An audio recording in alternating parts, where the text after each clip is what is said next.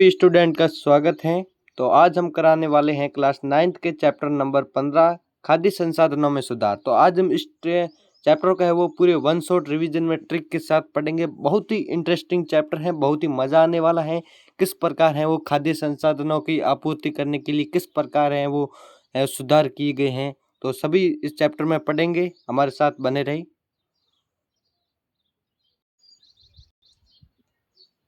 तो गाइज उससे पहले एक छोटी सी रिक्वेस्ट है, प्लीज यार इस वीडियो को लाइक कर दीजिएगा और यार चैनल पर नए हो तो इस चैनल को सब्सक्राइब कर दीजिएगा।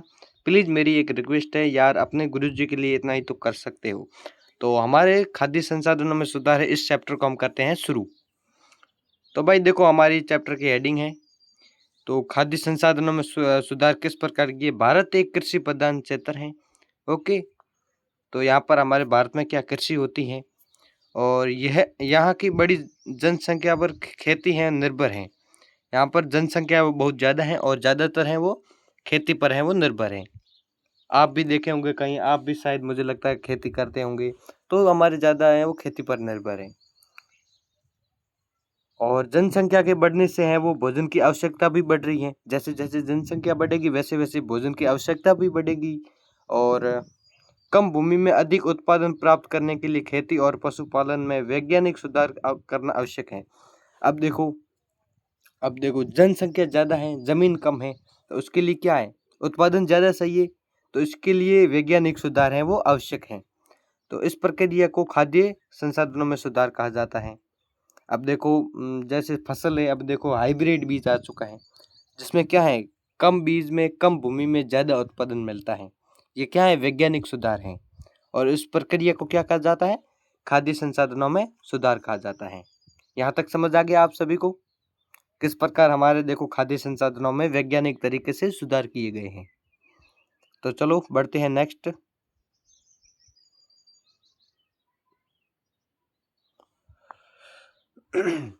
तो अब क्या है, फसल उत्पादन में सुधार। फसल उत्पादन में सुधार तो किस प्रकार सुधार किए गए, देखो एक तो फसल की किस्म में सुधार किया गया है।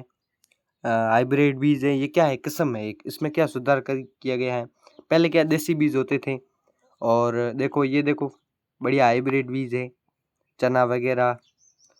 और तीसरा क्या किया गया, फसल उत्पादन प्रबंधन और फसल संरक्षण। तो अब हम इन तीनों टॉपिक को आगे पढ़ते हैं।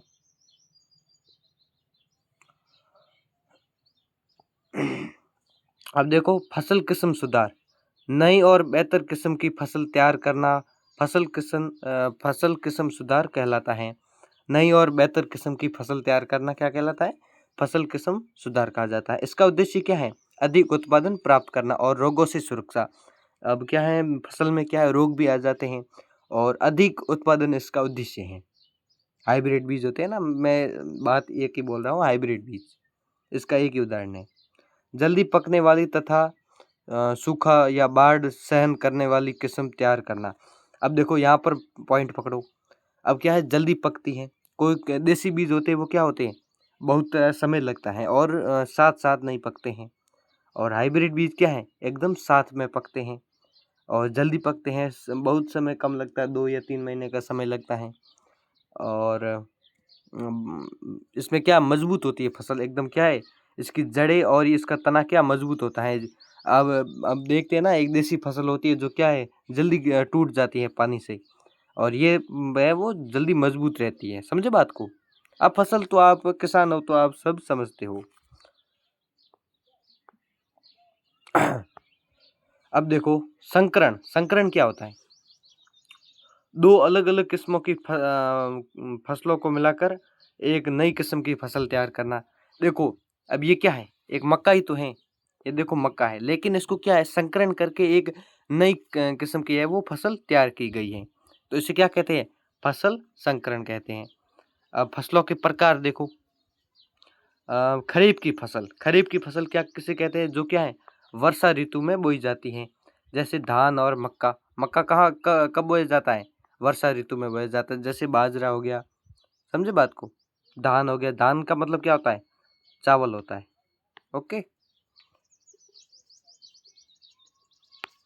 और रबी की फसलें जो कब बोई जाती है, सर्दी ऋतु में बोई जाती है, जैसे गेहूं और चना हो गया।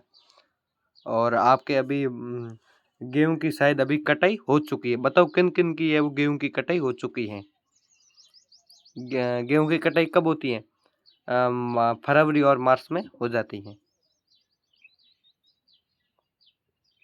अब नेक्स्ट टॉपिक पर बढ़ते हैं। बच्चों एक बार बताना कि आपको अच्छे तरीके से समझ आ रहा है या फिर नहीं आ रहा है।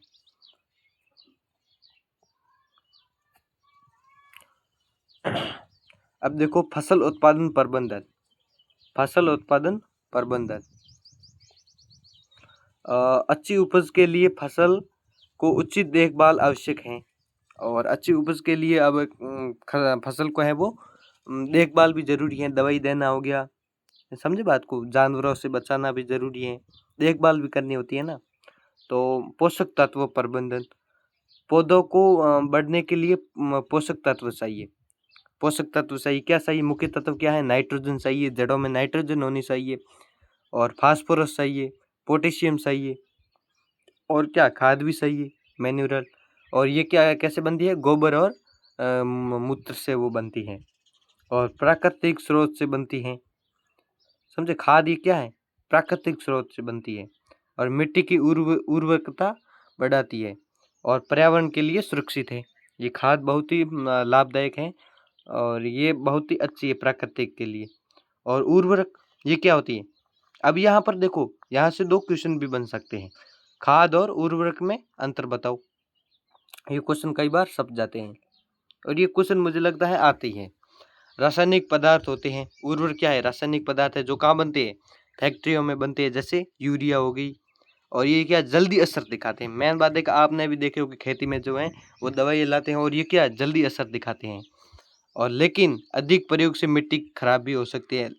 लेकिन अगर जो मिट्टी है वो खराब भी हो सकती है ज़्यादा उपयोग के लिए।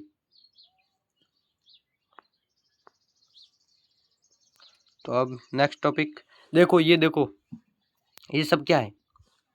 ये सब क्या उर्वरक है? ये देखो यूरिया हो गई, ये देखो ये सारी मतलब यूरिया वगैरह है। देखो ये क्या है? जल्दी जल्दी असर दिखाते हैं, लेकिन ये मिट्टी के लिए बहुत ही नुकसानदायक है। ये देखो किसान वगैरह देखो यूरिया छांट रहे हैं। अब देखो टॉपिक आ गया हमारा। बच्चों सबसे पहले सभी लाइक और सब्सक्राइब प्लीज़ ज़रूर कर दीजिएगा, मेरे को थोड़ा सपोर्ट ज़रूर कीजिएगा। आप पहली बात घबराना मत। आप सोच रहे होंगे कि यहाँ पर देखो तो सब्सक्राइबर बहुत ही कम हैं। ये बिल्कुल ध्यान मत दीजिएगा, आप एकदम फोकस करके रहिए। मैं आपको वन शॉट में बहुत ही अच्छे तरीके से सिखा रहा हूँ। अब देखो फसल सिंचाई। फसल सिंचाई क्या है? फसल को समय समय पर पानी देना सिंचाई कहलाता है। अब फसल को है वो पानी की आवश्यकता होगी, तभी तो वो एकदम ग्रोथ लेगी, तभी उसे क्या कहते हैं? फसल सिंचाई कहते हैं। पानी की कमी या अधिकता से फसल खराब भी हो सकती है। अब देखो जैसे पंजाब में हो गया, पंजाब में क्या है, ज़्यादा पानी सिंचाई होती है, इसलिए क्या है, फसल खराब भी हो जाती है, और भूमि भी है वो खराब हो जाती है। अब सिंचाई के प्रमुख साधन, कुआं हो गया, ट्यूबवेल हो गया, नहर हो गया, स्प्रिंकलर हो गया, ड्रिप सिंचाई हो गया। अब बताओ आपके सिंचाई वो किस किस में करते हैं? आप किसान होंगे तो बताओ आप वो सिंचाई वो किस में करते हो? बारिश से करते हो या फिर कोई आपके ट्यूबवेल हैं, नहर है, क्या है? आप कमेंट में एक बार ज़रूर बताना। ओके, तो ये देखो हमने देखे यहाँ पर ये सिंचाई के साधन देखे। तो अब मैं आपको सिंचाई के साधन किस प्रकार है मैं आपको दिखाता हूँ। ये देखो क्या है, मोटर लगाई हुई है, यहाँ पर देखो ये पानी जा रहा है। ओके, और ये देखो फव्वारे भी हैं, और यहाँ पर देखो ड्रिप सिंचाई भी है। ये बहुत ही मतलब एक जल बचाने का एक अच्छा सा साधन है। देखो ड्रिप सिंचाई बूंद बूंद सिंचाई होती है, और प्रत्येक पौधे पर लगाई जाती है, इसमें पानी की बचत होती है। और देखो अब क्या है, खरपतवार नियंत्रण। अब खरपतवार वे अवांछित पौधे हैं जो फसल के साथ उग जाते हैं। आपने भी देखा होगा कई बार क्या है, फसल के साथ ये अवांछित पौधे ये देखो इस प्रकार उग जाते हैं, तो इनकी क्या है, कटाई की जाती है।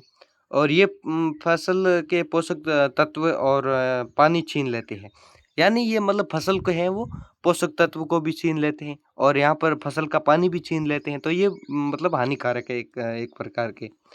और नियंत्रण के तरीके, अब नियंत्रण तो हाथ से निकालते हैं, जैसे क्या खुरपी लेकर या इनकी कटाई करते हैं, इन सभी को निकालते हैं। यहाँ पर क्या है, ये खरपतवार नाशी दवाओं का प्रयोग करते हैं। आपने भी कई बार देखा होगा किसान अपने खेत में है वो खरपतवार नियंत्रण के लिए दवाइयों का प्रयोग करते हैं। देखो ये इस प्रकार है वो छिड़क रहे हैं दवाई। इसमें क्या है, खरपतवार है वो जल जाता है सारा। अब देखो फसल संरक्षण। अब देखो फसल की कटाई भी कर ली, समझे बात को, फसल एकदम तैयार हो गई। अब उस फसल का है वो संरक्षण करना भी जरूरी है। तो फसल को कीट रोग और चूहों से बचाना आवश्यक है। और भंडारण करते समय अनाज सूखा होना चाहिए और नमी नहीं होनी चाहिए। और ये देखो इस प्रकार है वो भंडारण किया जाता है। आपने भी कई बार देखा होगा, आपके घर में भी देखा होगा, अनाज में जब है वो बोरियां भरते हैं तब उसमें क्या डालते हैं, कपूर की गोली डालते हैं, जिसमें क्या सुए हैं वो कट ना डाल सके, उसको खा ना सके, क्योंकि सुए हैं वो कपूर की गोली से सुगंध से वो नजदीक नहीं आते हैं। समझे बात को, तो उसे क्या है फसल भंडारण कहते हैं। अच्छे तरीके से बोरियों में भरते हैं और नमी से भी बचाते हैं, तो इसे क्या कहते हैं, फसल संरक्षण कहते हैं। अब देखो आगे हमारा पशुपालन।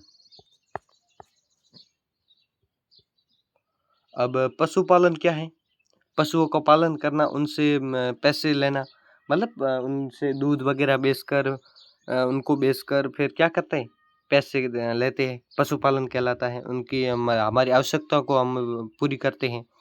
पशुओं की देखभाल करना और उनसे दूध मांस अंडे और ऊन प्राप्त करना क्या कहलाता है, पशुपालन कहलाता है। आपके भी पशु होंगे, उनका हम पालन करते हैं, उनसे दूध लेते हैं और उनको बेचते हैं, उनसे घी निकालते हैं, मतलब ये क्या है, पशुपालन है एक तरह का। और डेयरी उद्योग, दूध बेचकर क्या बनाते हैं, डेयरी उद्योग बनाते हैं। और दूध उत्पादन के लिए गाय और भैंस पाली जाती हैं और बकरी भी मतलब पाली जाती हैं, आपने भी देखा होगा कहीं। और भैंस भी पाली जाती हैं, गायें भी पाली जाती हैं। गाय की अलग अलग नस्ल होती हैं, जर्सी हो गई और साहिवाल हो गई।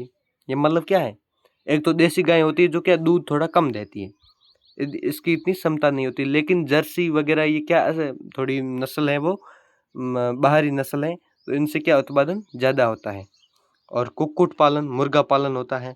मुर्गी पालन से अंडे और मांस प्राप्त करना क्या कहलाता है, कुक्कुट पालन। आपने भी देखे होंगे, आपको मैं अभी फार्म दिखाता हूँ। ये देखो, ये क्या है, एक बार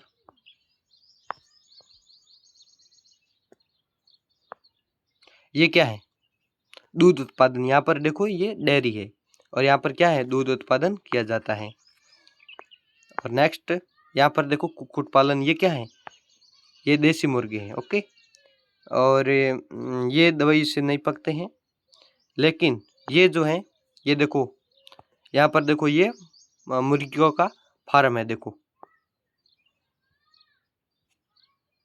ये देखो मुर्गियों का फार्म है और यहाँ पर ये देखो अंडे वगैरह सब पड़े हैं और इन मुर्गियों को पाला जाता है। और देखो अब देखो मत्स्य पालन हो गया। अब देखो मत्स्य पालन, मछली पालन को मत्स्य पालन कहते हैं। अब देखो मछली पालना, कोई क्या करते हैं, समुद्र से मछली पकड़ते हैं और कुछ क्या करते हैं, अपने निजी है वो फार्म बनाते हैं। जैसे कुछ ऐसा गड्ढा वगैरह बनाते हैं, उसमें एक मछली की है वो प्रजाति वे छोड़ देते हैं और उनसे क्या है, आगे से आगे संतति बढ़ती रहती है और उनसे पैसा कमाते हैं। ये प्रमुख दो प्रकार के होते हैं, समुद्री मत्स्य और अंतर्देशीय मत्स्य। ठीक है, मिश्रित मछली पालन में एक ही तालाब में अलग अलग प्रकार की हैं मछलियाँ पाली जाती हैं जिनसे अधिक उत्पादन प्राप्त होता है। ठीक है, ये समुद्र से भी मछलियाँ हम लेते हैं और तालाब से भी लेते हैं, समझे बात को। और इसे क्या कहते हैं, मछली पालन कहते हैं। अब आ गया हमारा लास्ट एंड फास्ट टॉपिक। तो अब हमारा देखो चैप्टर है वो समाप्त होने की कगार में है। और अब देखो मधुमक्खी पालन। मधुमक्खी पालन आपने भी शायद कहीं मधुमक्खी का छत्ता देखा होगा, आपने शहद भी लिया भी होगा। तो मधुमक्खी पालन से शहद प्राप्त होता है, ठीक है। और ये मधुमक्खियाँ वो बहुत ही खतरनाक होती है, डंक मार देती हैं, बहुत ज़्यादा दर्द करती हैं।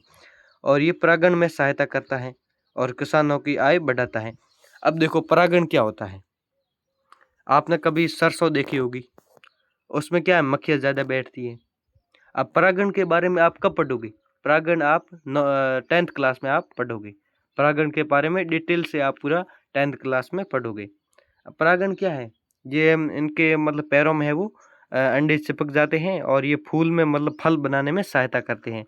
तो इनका बहुत ही महत्व होता है और आप ये कब पढ़ोगे, 10th क्लास में आप पढ़ोगे पूरा डिटेल से। और ये देखो ये आय बढ़ाता है और ये मधुमक्खी पालन, इनसे क्या शहद प्राप्त किया जाता है। तो चलो गाइज, आज हमारा चैप्टर है वो समाप्त हो चुका है। और हमारे इस प्यारे से चैनल को क्या है, साइंस उड़ान, इस प्यारे चैनल को सब्सक्राइब कर दीजिए तो और लाइक भी कर दीजिए, समझे बात को यार, सर को इतना सपोर्ट कर दीजिए। और ये एक क्या था, वन शॉट वीडियो था, वन शॉट रिवीजन था।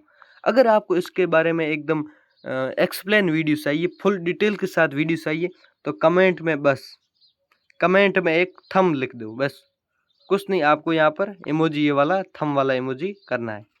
कोई भी कमेंट कर दो, मैं समझ जाऊंगा, बस आपको कमेंट करना है, मैं इसका एकदम डिटेल वीडियो लेकर आऊँगा।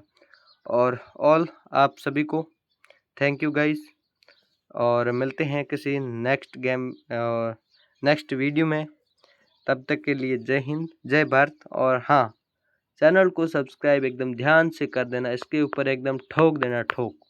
ओके, बाय बाय सभी को।